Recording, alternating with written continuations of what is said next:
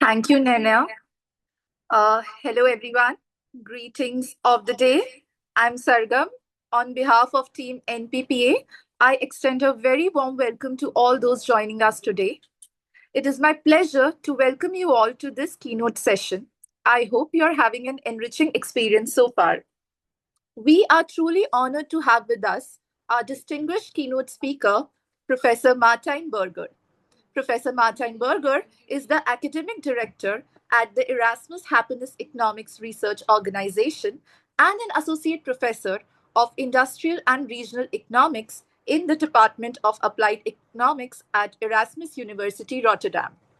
He obtained his PhD in economics cum laude from Erasmus University Rotterdam. His research primarily focuses on happiness economics, urban and regional economics, including the geography of happiness, worker well being, location decisions of multinational corporations, and the institutional and social conditions for economic development.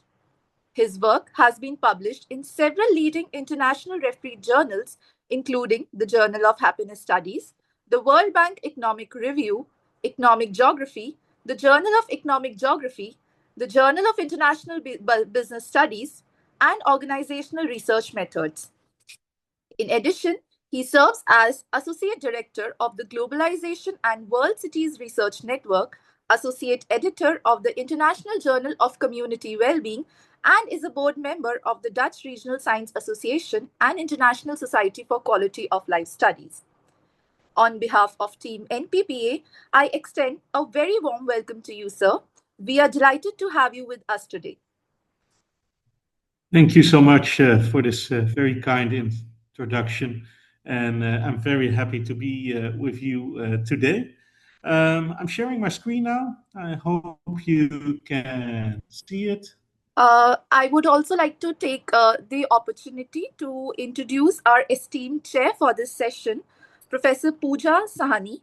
Dr. Pooja is an environmental neuroscientist whose work is driven by a deep curiosity about how wisdom can be translated into daily practices for a happier life. As a principal research scientist at the Reiki Mind Lab at the Indian Institute of Technology, Delhi, she develops innovative approaches to fostering happiness and resilience in education. With over 2 decades of experience across academia, global industry, and international development, her journey reflects a rare integration of science, policy, and purpose. Her research explores how human nature interactions, mindfulness, and social emotional learning shape the brain and behavior, offering pathways to deeper connection and flourishing. A recipient of prestigious honors including fellowships from Indian Institute of Science Bangalore and UNESCO NUFIC, Dr. Sahani has led globally funded projects and contributed to impactful work at DSM Netherlands, UNDP India, and the Government of India. Through her work, she continues to bridge neuroscience with human values, inspiring a more conscious and compassionate future. With this, I would like to invite Professor Pooja to guide this session ahead. Over to you, ma'am. Thank you, Sargam. Thank you so much for generous introduction and for inviting our esteemed guest here, Professor Martin.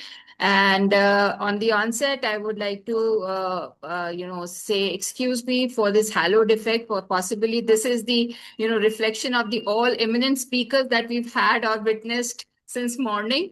So it's a truly pleasure to be invited to chair this prestigious session. And when I was asked to chair Professor Burger's talk, I felt a genuine sense of excitement, partly because, many of us here have engaged with his work, and partly because his ideas have way of challenging how we typically think about happiness.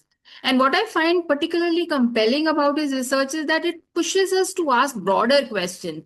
Is happiness simply an individual trait, or is it something shaped by systems we live in, our cities, our workplace, our institutions?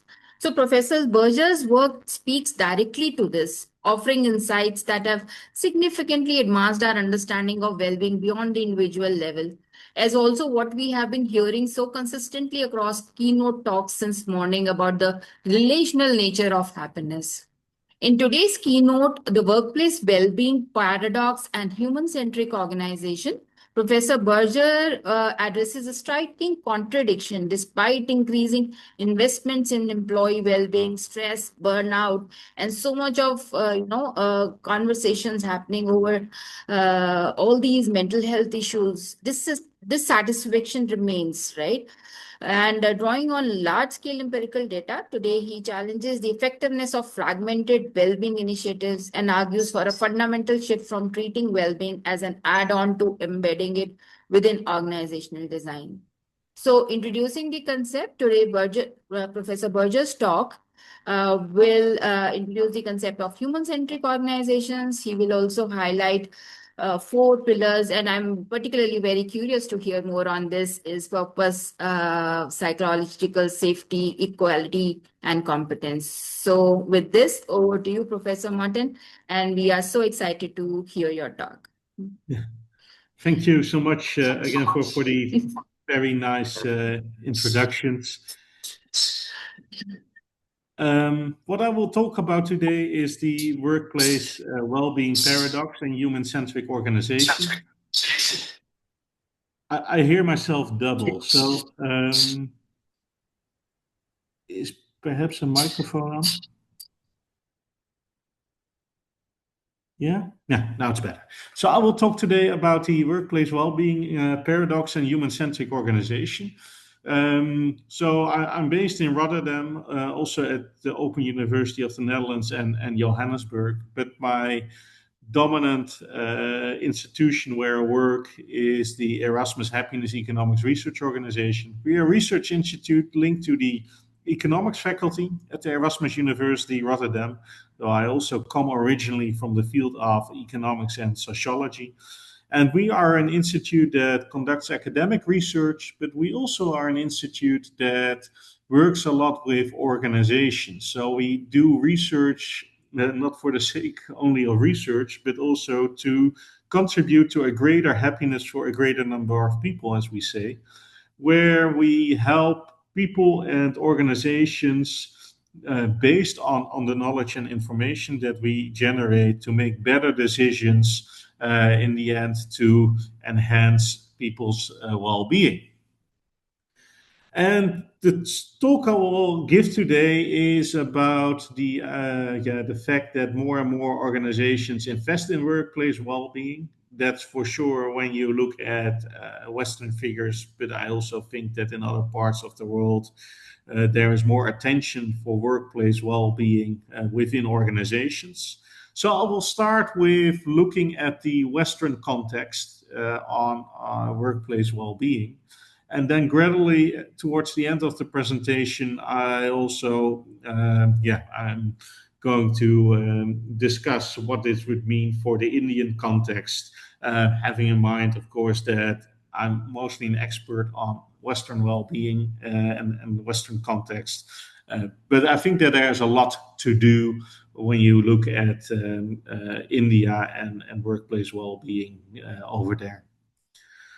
So the first observation is that more and more organizations invest in workplace well-being. And you will find particular evidence if you look at the many researches that are done by consultancies. So you can think about Deloitte. So this is the data from the Deloitte Global Human Capital Trend Survey, but you also will find evidence in reports by McKinsey or the Boston Consultancy Group.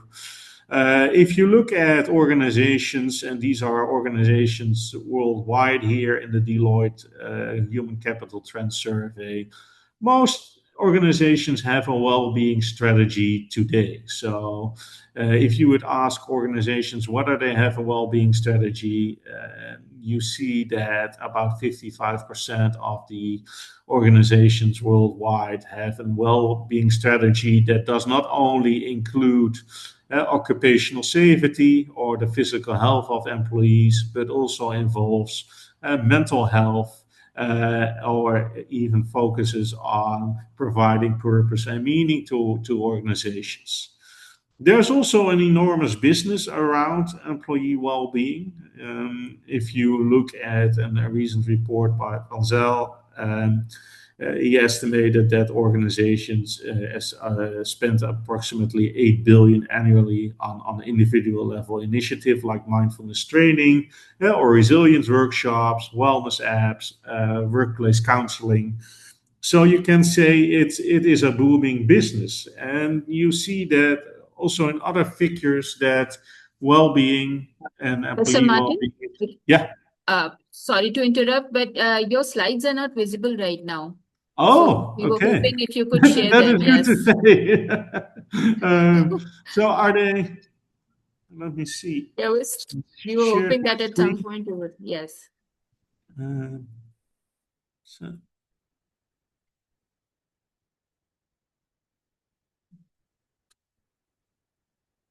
can you see my slides now? Perfect. Yeah, perfect. Yeah. We can see. Yes.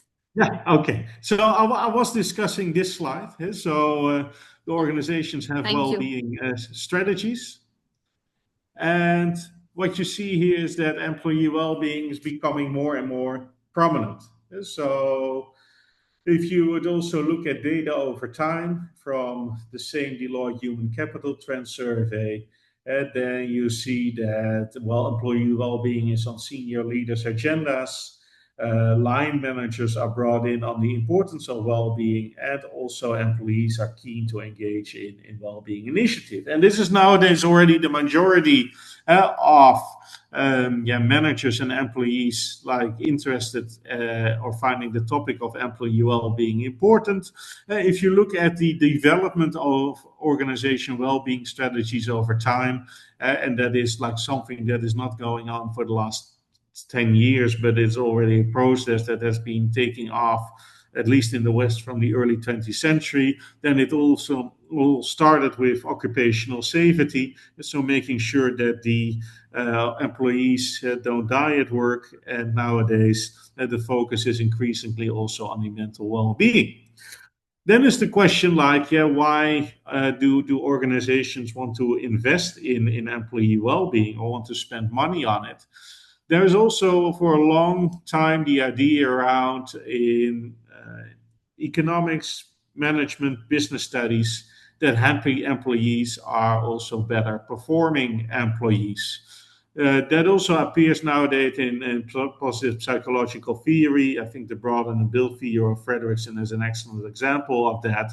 But there are early days around in the business literature, most notably in the literature on services, where there's the idea of the service profit chain by Haskett from the 1990s, which basically say if you have happy employees, that would also lead to higher customer satisfaction, higher customer loyalty, and increased revenue growth and profit, which also enhances employee satisfaction, because if the business is going well, employees are also happier.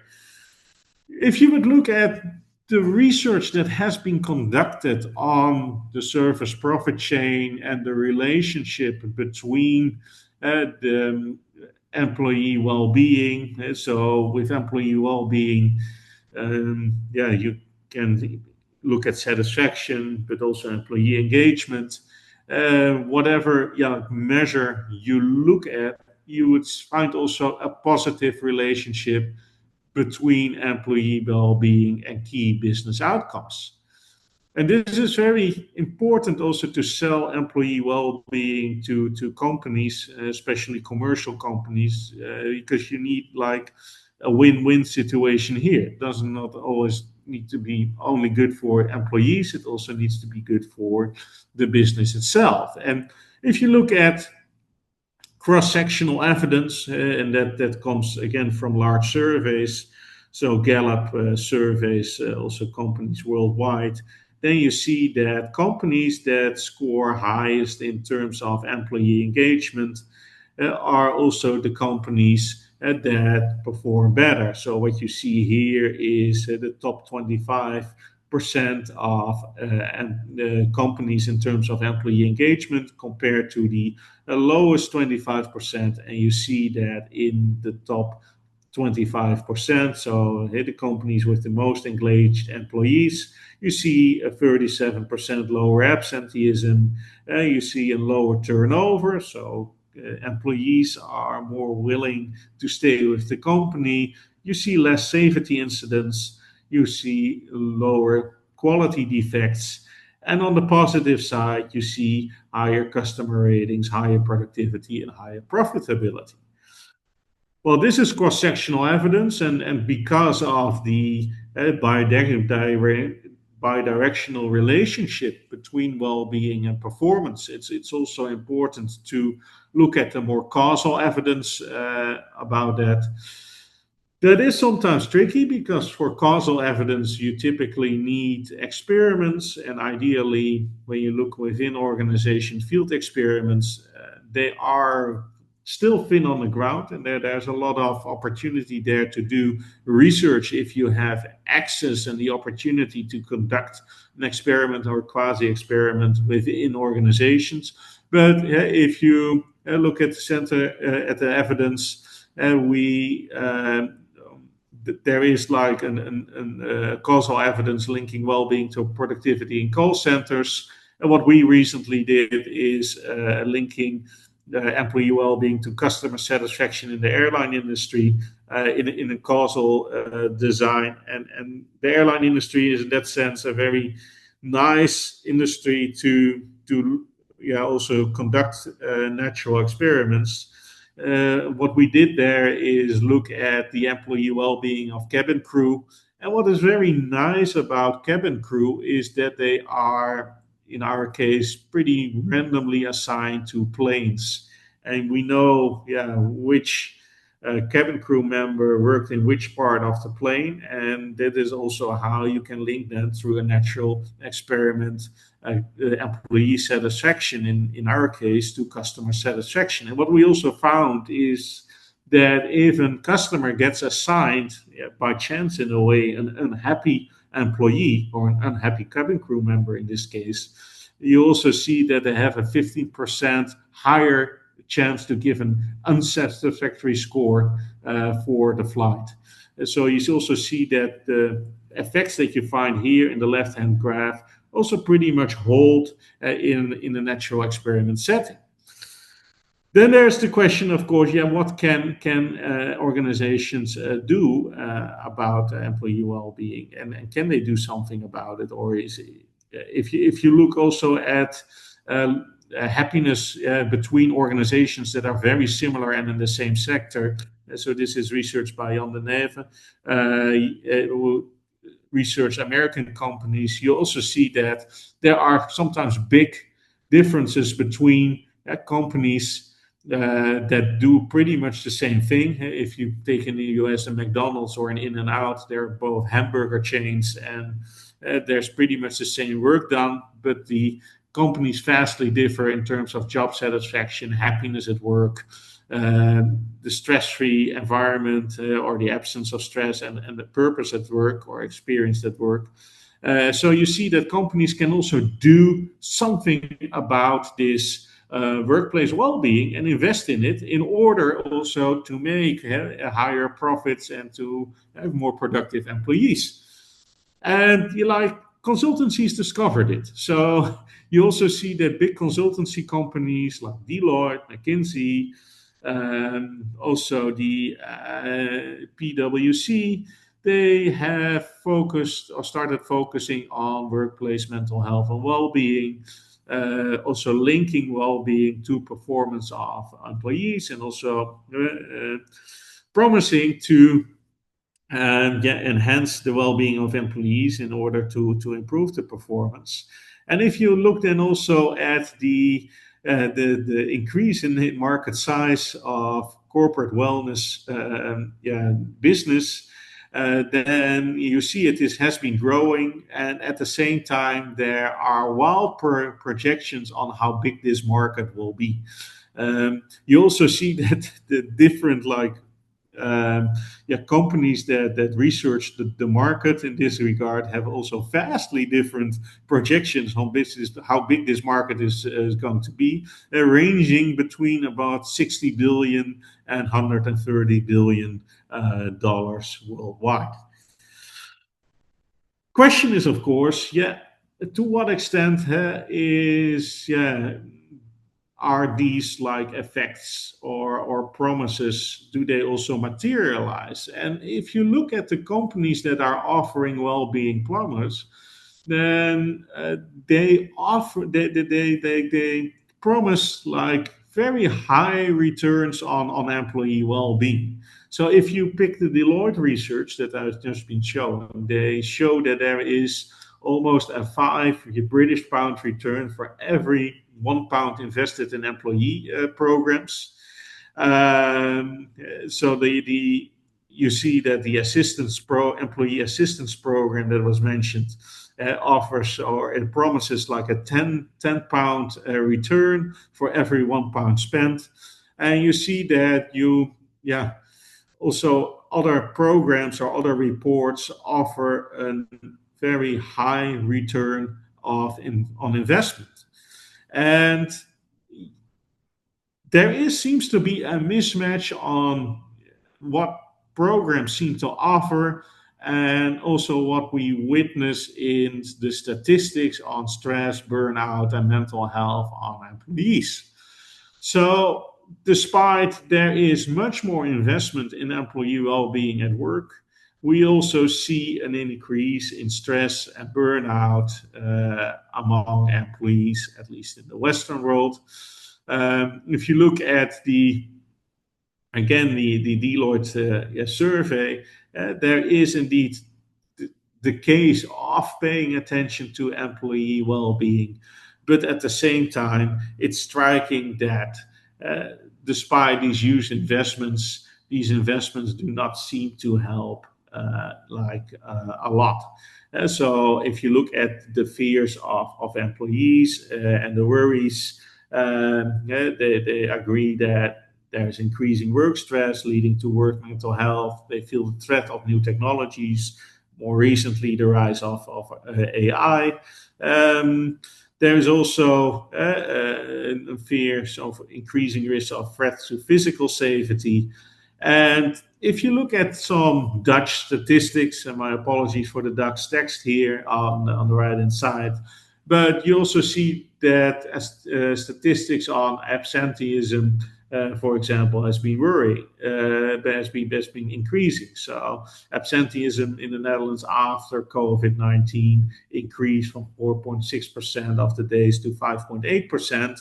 And you know that in a country like the Netherlands, an absent employee costs a company around €250 per day.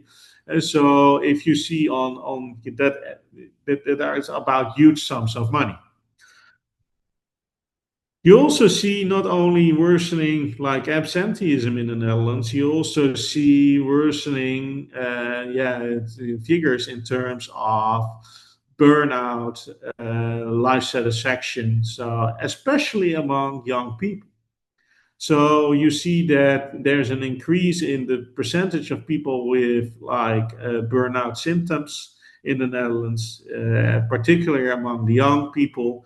You see declining life satisfaction. The Netherlands has always been a country with a high life satisfaction scores, so answers like overall life evaluation. But you see that it is lagging or at least decreasing, especially among young people in the Netherlands, and especially after the COVID period. You see a decline during COVID, a sharp decline among the young, and that hasn't recovered since the end of the COVID period. And this is not only a development we see in the Netherlands, it's also a development we see in other Western countries, most notably United States and Canada and the United Kingdom, and declining well-being and declining work well-being among young people. And if you look then at the burnout symptoms, so what do they entail? It's people feeling empty, they're feeling tired in the morning, they feel that the working with people is exhausted, or they're simply exhausted because of work. And it's a considerable percentage of people who are experiencing these emotions.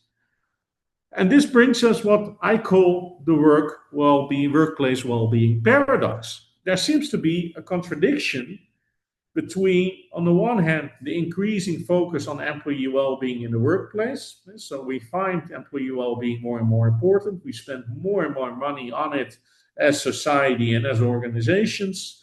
But we see that what we do does not seem to help that much. There are increasing high levels of stress and burnout. There's decreasing job satisfaction, life satisfaction, especially among young people. And that brings us to the question, how can we explain this paradox? And this is actually a very difficult paradox to explain because there is much more going on beyond the work context.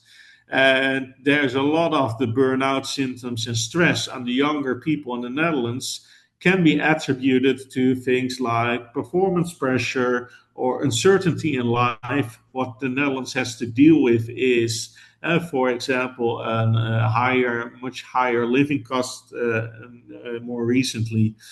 There is also like social pressure and social comparisons. And if you also look at the declining life satisfaction of young adults in the Netherlands, it's not only work that plays a role. It's also like decreasing satisfaction with social life, decreasing satisfaction with free time. There are decreasing the financial worries increased. Overall, people are less satisfied with their daily activities.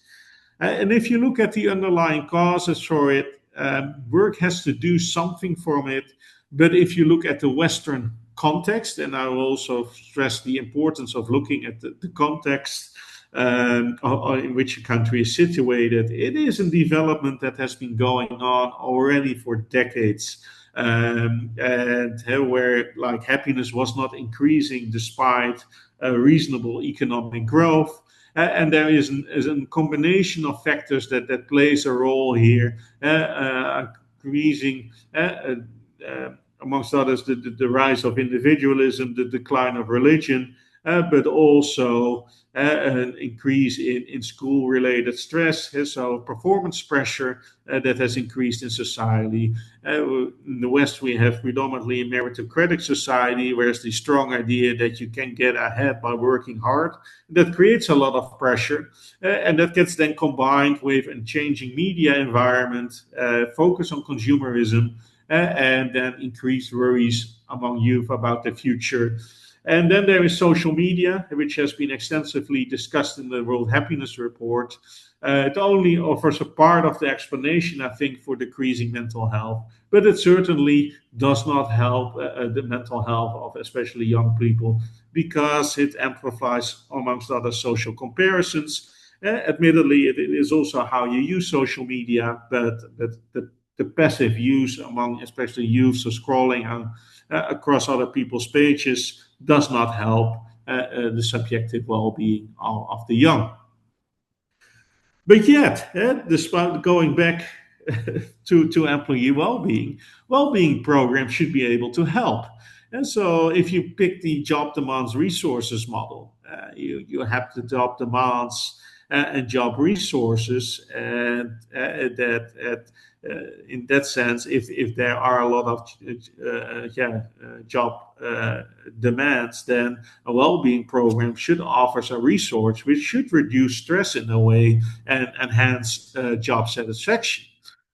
And you see that if you, however, look at what is happening, is that indeed what I showed in the beginning, the statistics, that a lot of organizations are offering well-being programs, but employees often do not make use of these well-being programs.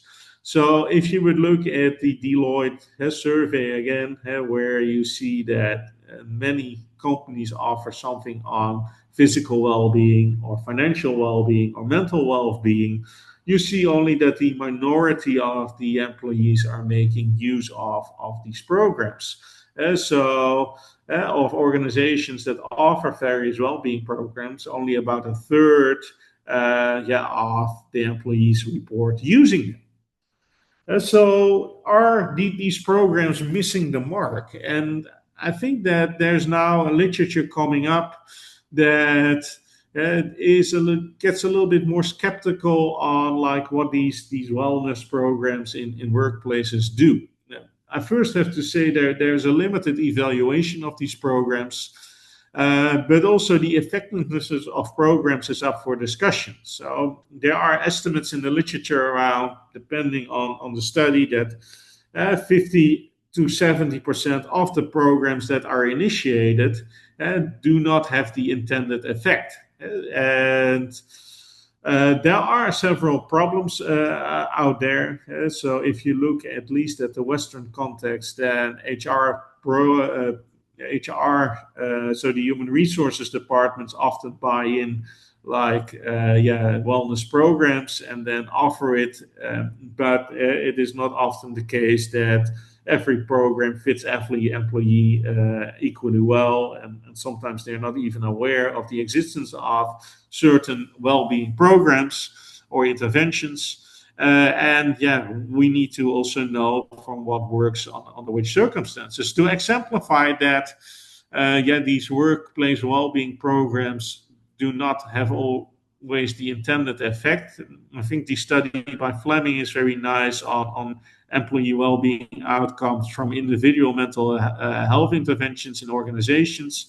So this is a study on the United Kingdom in the Industry Relations Journal, which shows that in a survey among over 46,000 employees in 233 organizations, that participants in the individual programs do not score higher on mental well-being, life satisfaction, or job satisfaction, and so various well-being outcomes than non-participants, controlling for the likelihood of program participation.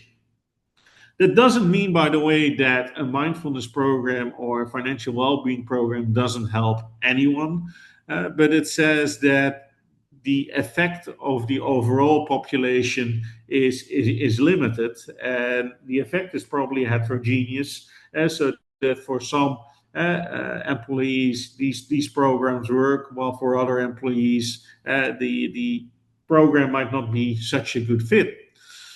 So there is some evidence, however, around in more especially single intervention studies that workplace well-being interventions can enhance worker well-being, but the effect is generally small. Especially for the individual level interventions, organizations brought interventions. I think that if you look at the literature, it's at least the outcomes are a little bit more positive. But also, given the huge range of interventions, and that is often the problem when going also from academics to practice, you need to know from what works for whom under what circumstances, and also compare interventions. And that is often something that we don't know. And what we also don't know is that if we look at the assessment of like these interventions, we often know the more short-term effect, and the longer-term effects of interventions are unknown.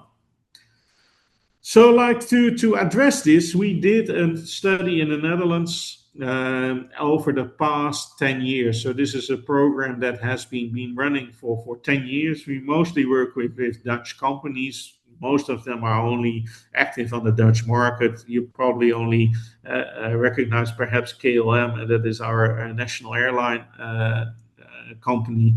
But we worked with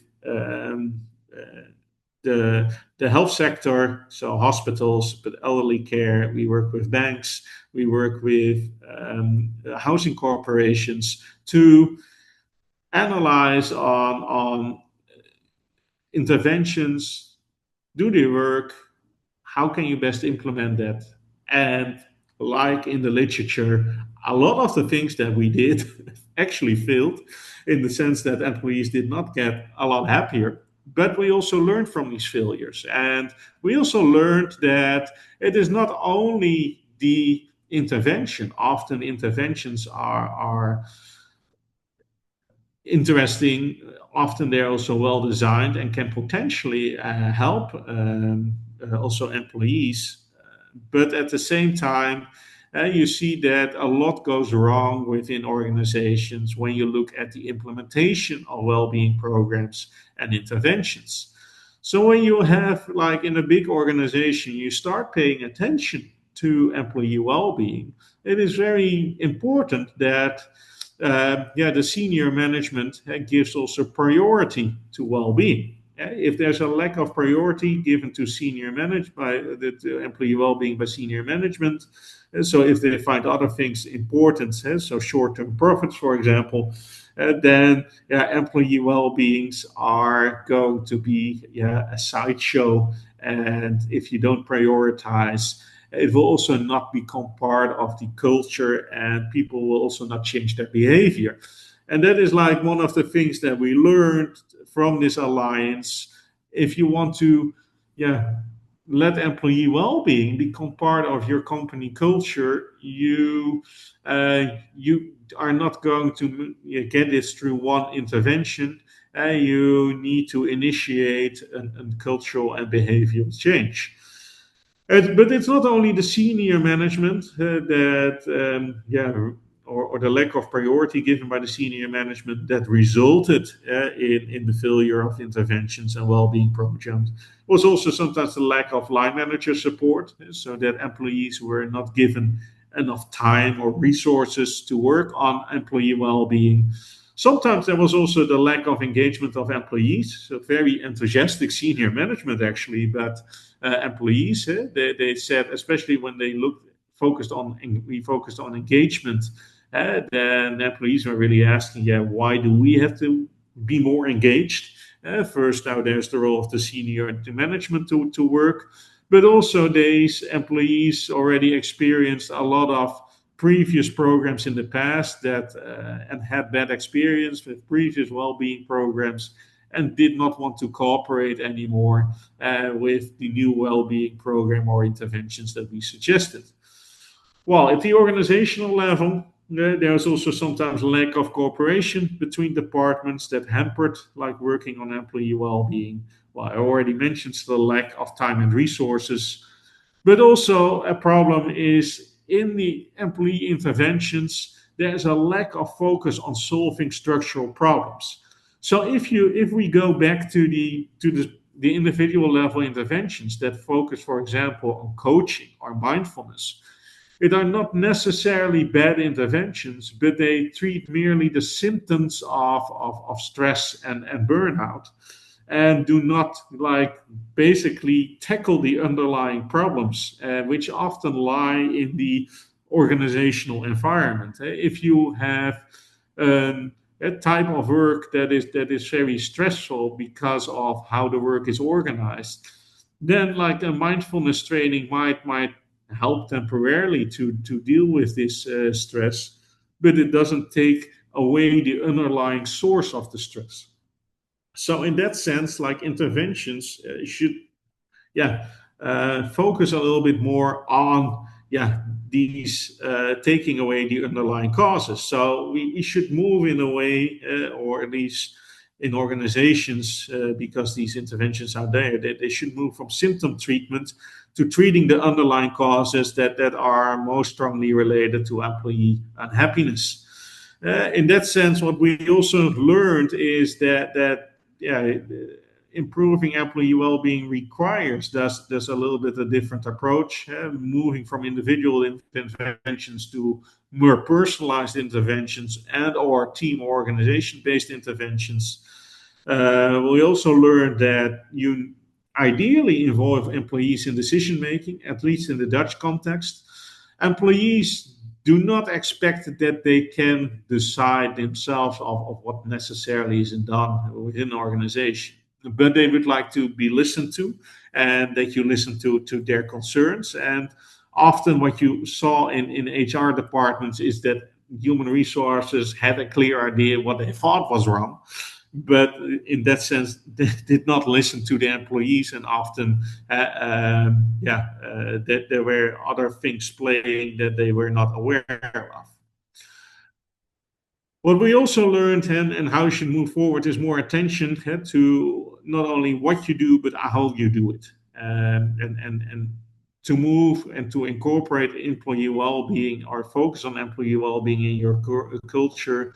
It is important when you start a well-being program within an organization. It is incorporated in everyday practices of the organization and part of the organizational cultural change. It should not be a project next to the usual business, and then it's not never going to be part of the DNA of an organization.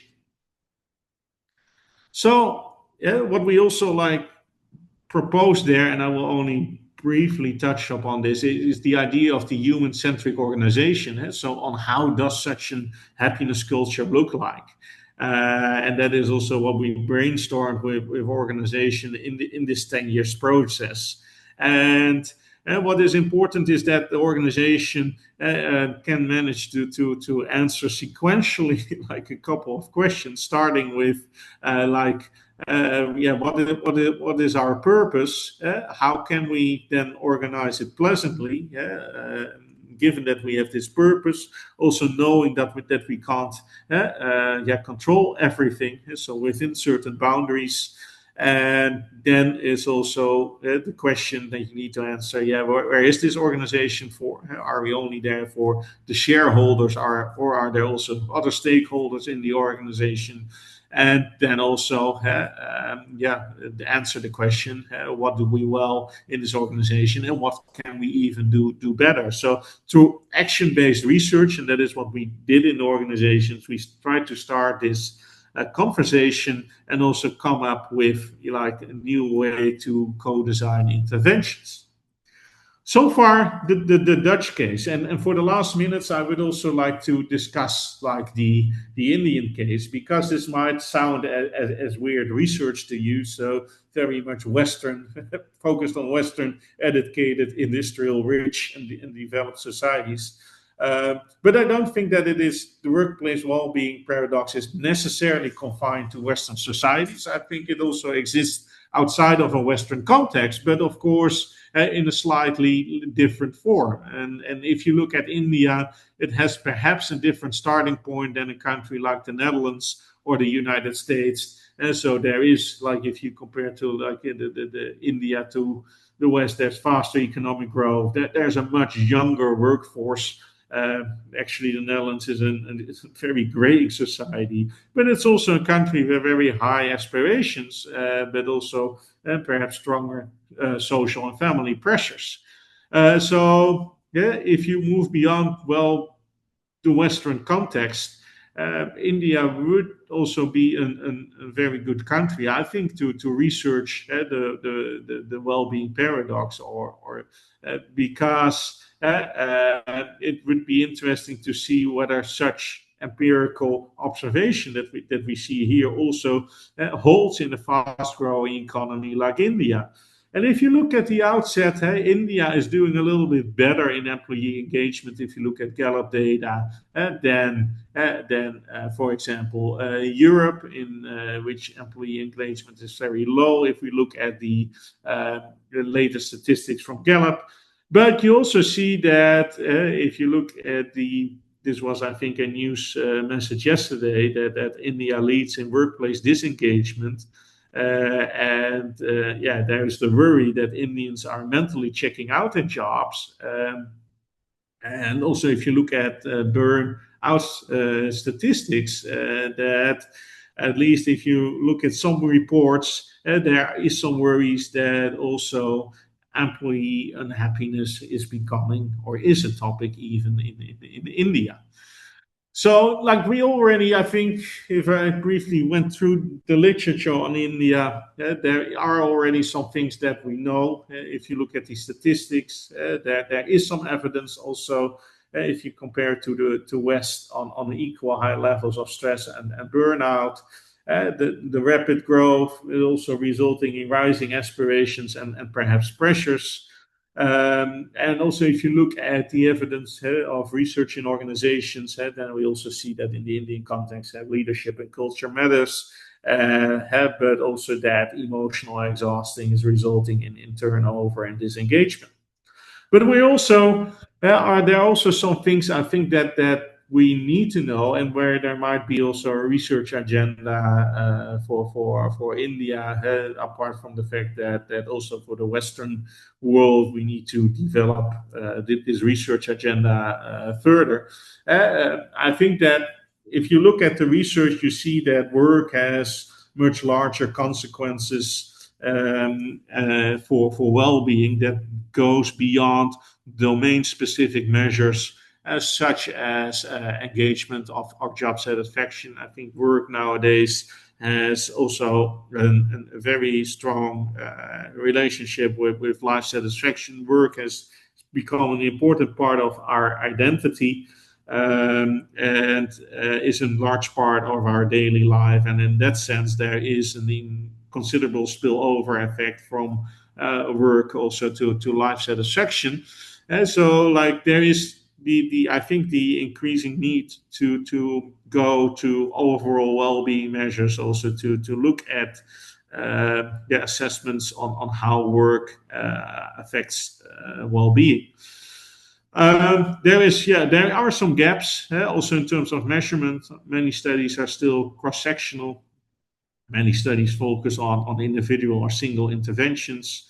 And there could also be, like, if you look at the gaps that are there should be more attention for organizational design and how context, so organizational, but also cultural context, matters. And in that sense, a core question, at least that came up to me, is to look at, is this workplace well-being paradox a structural feature of modern work that is also present outside Western countries? Is the paradox perhaps more universal? And why could you then have, like, India as a case study? What would be interesting? I think it's a high growth, high pressure environment, but please correct me if I'm wrong, and which amplifies some of the core mechanisms that are also at work within the Western context, namely aspiration and competition.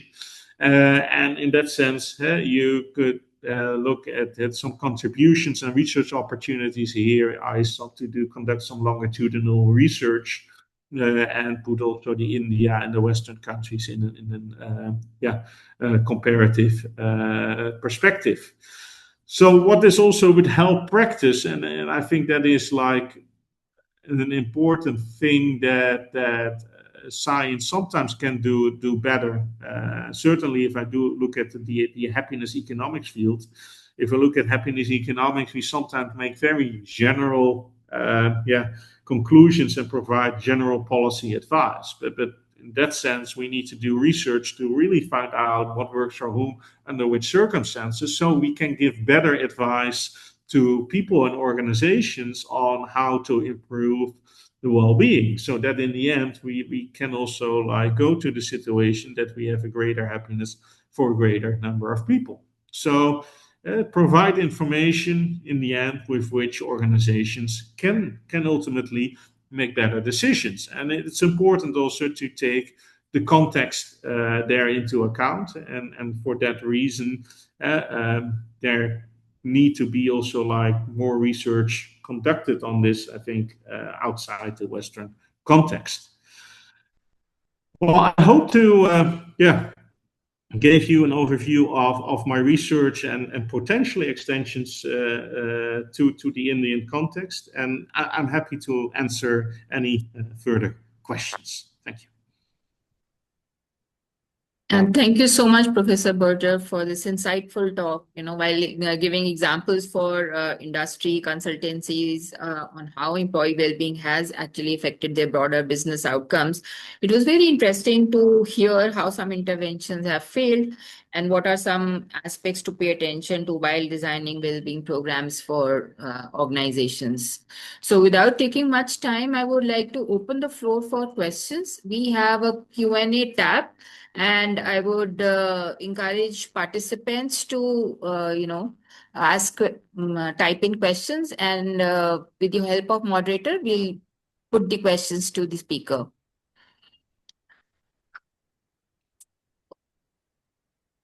So while the participants are actually, mulling over the vast, evidence-based data that you've shared with us, I was personally curious to understand one thing. And, I come from field of mindfulness research and contemplative, frameworks and social emotional learning. And what I see the paradox, is also consistent with some of the latest studies there as well. Like, the programs for mindfulness and well-being and social emotional learning are not really that effective as it is theorized or as it is expected. So I was just wondering, while these well-being programs are introduced, one of the main I would say vertical pillars is also to familiarize the participants with some of the vocabularies and right, raising their awareness about well-being. So do you think, I mean, that is something which probably is also, a co-factor in, bringing in more awareness on well-being, bringing more awareness on self-care. So while you say that, the stress is reported high and absenteeism actually increases, probably it's due to self-care. I don't know. I mean, I'm just wondering. I'm curious to hear your thoughts. Oh, that is a very interesting question. It is, of course, that increasing awareness might also change reference points regarding mental life and or mental health, and might also change behavior. I haven't seen research looking at that, but it would be indeed interesting to examine this hypothesis. If you look at the effects, then there are also some.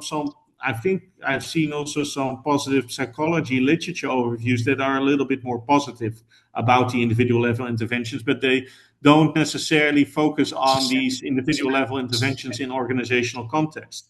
And so what I'm also saying is that it's not always the intervention itself. It might also be the implementation within organizations that is far from ideal.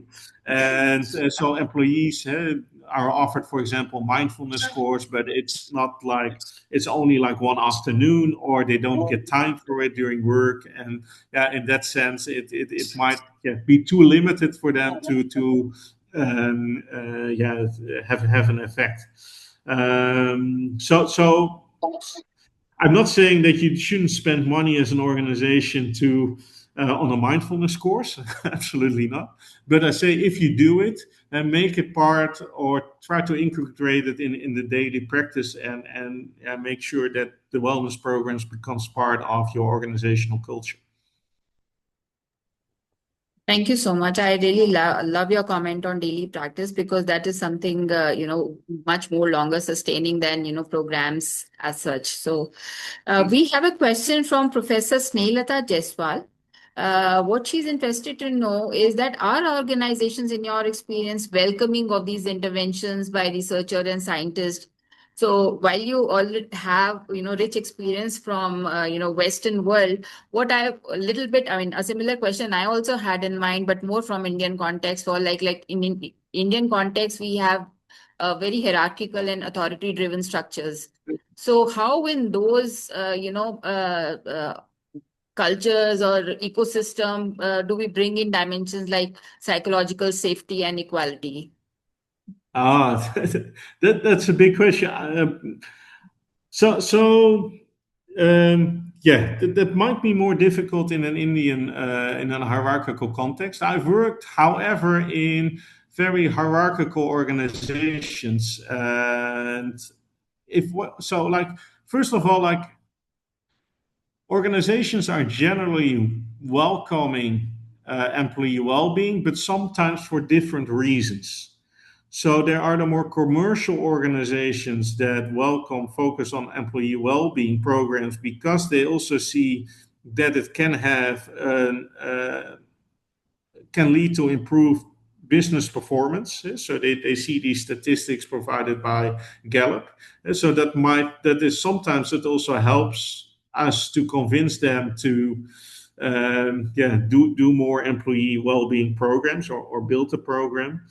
Sometimes it's that they have a problem, but that's especially in the healthcare sector, education sector, with absenteeism, and see this as a way to reduce absenteeism.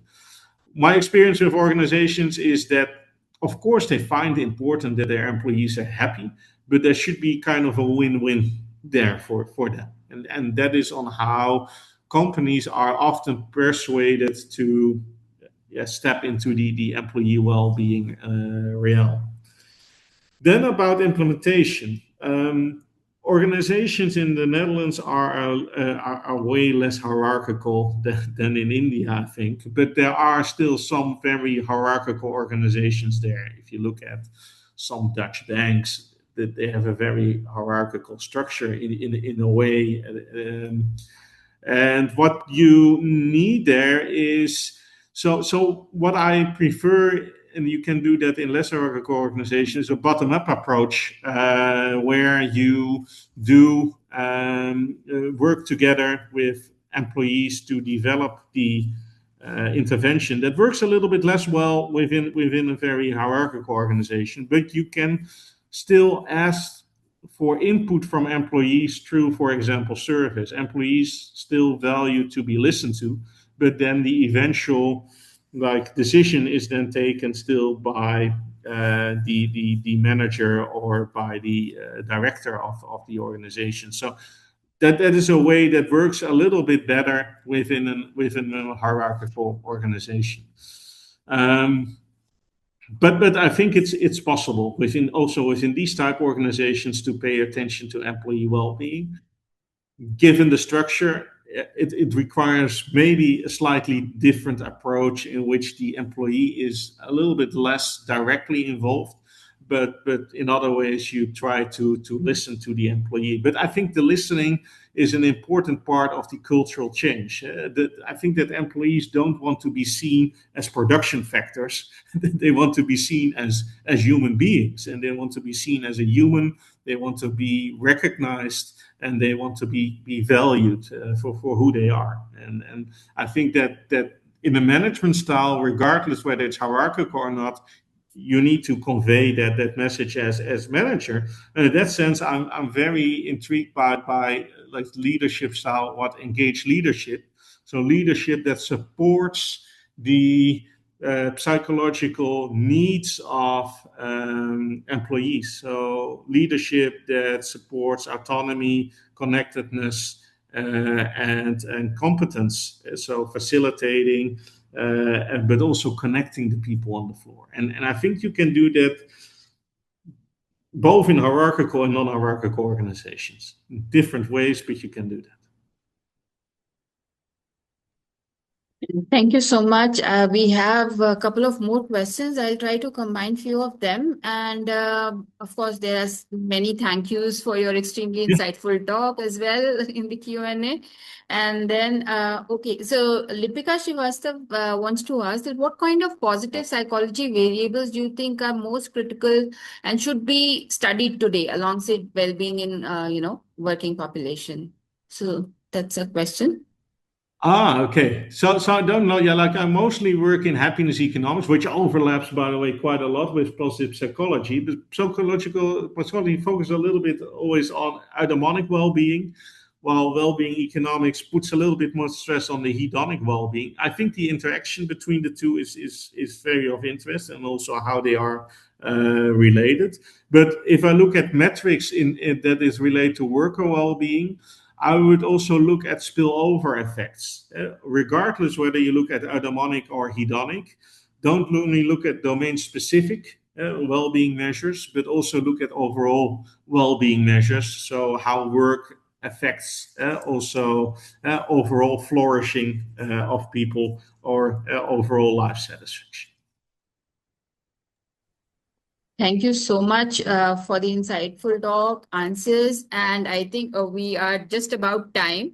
And over to the moderator, Sargam. Sargam, do you have, yeah. As we come to the end of this enriching keynote session, I would like to extend my sincere gratitude to our esteemed speaker for sharing their valuable work with us.